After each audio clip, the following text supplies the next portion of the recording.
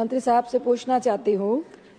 कि हम मानव और वन जीव के संघर्ष की बात तो कर रहे हैं, आप अच्छी तरह से जानते हैं और आपने आंसर में भी दिया है कि चूंकि जनसंख्या और हम लगातार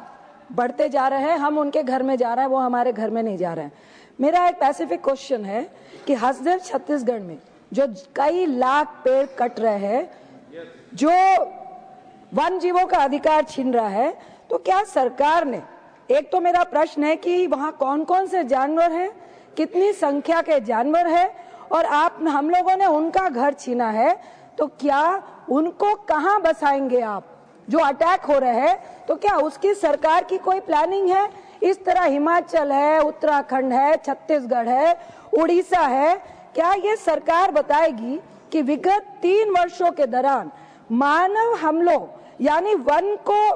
विकास के नाम पर हम मानव हमलों की बात कर रहे हैं, लेकिन वन जीवों का घर छीनने के कारण कितने वन जीव हताहत हुए हैं, क्या उसका डेटा क्या सरकार रखती है? साथ ही इसके साथ मैं कहूंगी कि हम मानव के क्षति के मुआवजे की बात कर रहे हैं, 10 लाख, 5 लाख, 6 लाख, लेकिन हम उनके घर में घुस रहे हैं, तो क्या जानवर अगर नहीं बचेंगे, फॉरेस्ट नहीं बचेगा, वन नहीं बचेगा, तो हम भी नहीं बचेंगे, तो क्या उनकी क्षति के मुआवजे के बारे में भी सरकार सोच रही है? Thank you so much.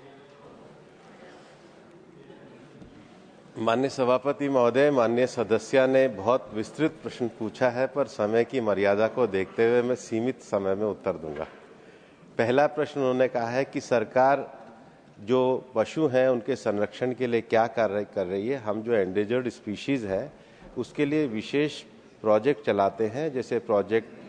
Tiger, project lion, project elephant, project great Indian bustard, project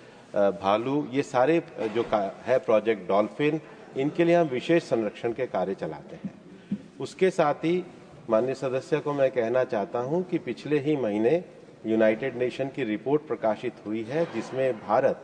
वन्य संरक्षित क्षेत्र को बचाए रखने में दुनिया का 3रे नंबर का देश, और हम आज भी दुनिया में अपनी रैंकिंग को बढ़ा करके रखे हैं। हम वन्य क्षेत्र के संरक्षण के लिए फॉरेस्ट सर्वे ऑफ इंडिया के द्वारा भारत एक ऐसा देश है जो हर 3रे साल एक रिपोर्ट को प्रकाशित करता है, जो भी लगातार ये दर्शा रही है कि हमने अपने वन्य क्षेत्र की सुरक्षा करी हुई है, उसके क्वालिटी मेंटेन के लिए हम आगे कार्य करते हैं। मैं माननीय सदस्य की इस चिंता को जानता हूं कि हमें वन्य क्षेत्रों को उनका संरक्षण करना चाहिए, लेकिन सभी सांसद मिलकर अपने अपने क्षेत्र में इस कार्यवाही को करेंगे तो हमें बड़ी खुशी होगी।